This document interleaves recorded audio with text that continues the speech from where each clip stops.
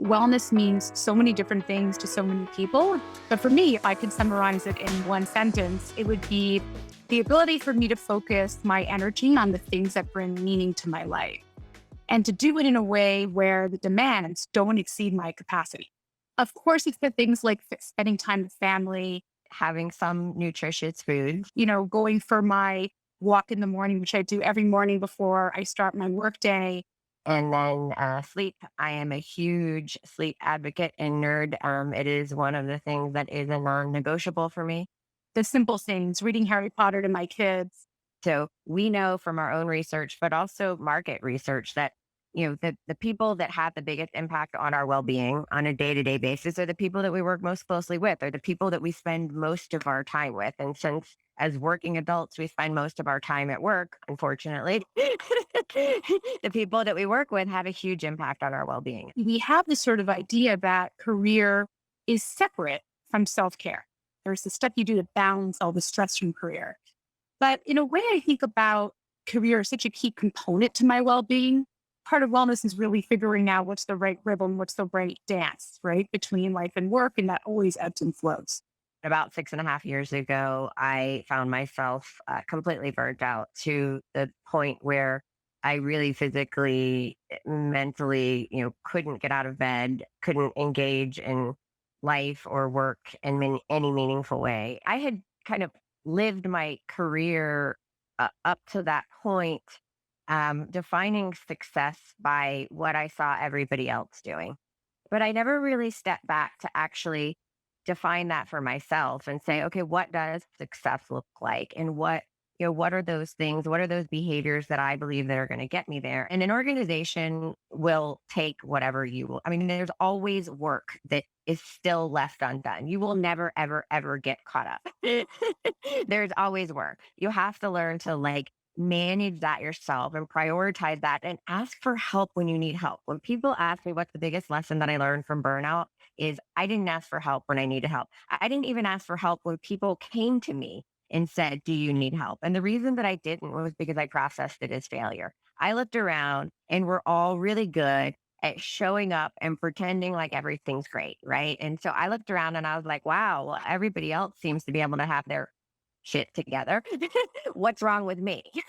So I had to kind of come to terms with all of that and decide what I wanted my life to look like and what I wanted work within my life to look like. The big aha moment for me was that imposter syndrome and belonging just fueled the fire, right? Because oftentimes it wasn't the workload that I couldn't handle. I was worried if I was being judged when I was getting up the learning curve.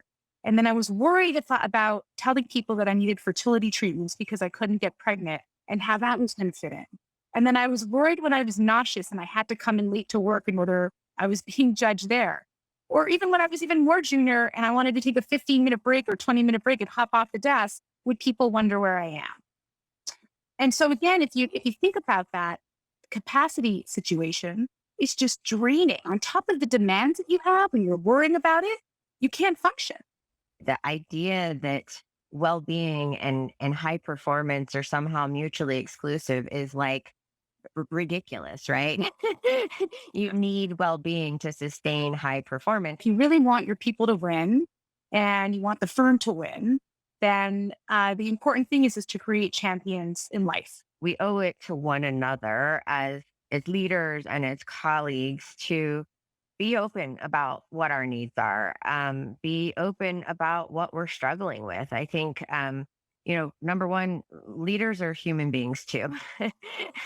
And we struggle just the same way in a lot of ways that our junior staff struggle. I think it's really important for everybody to be open and authentic and be willing to have those sometimes uncomfortable conversations or those courageous conversations that Keren was talking about. Because the other thing about leaders and colleagues is we're not mind readers. I don't know what you need unless you tell me what you need. I'll give you a quick example about how to have a conversation with your manager. And this is a conversation I literally coached somebody on the other day. You have to listen first and take some feedback when you put time on the calendar. How are things going? I want to do a gut check on anything that I need to know. So you kind of put it on yourself first. You focus on the positive and talk about things that are going well. You define the stressor. So then go into the problem that you're having, but make sure you've got solutions lined up, right? So you're not going and just complaining.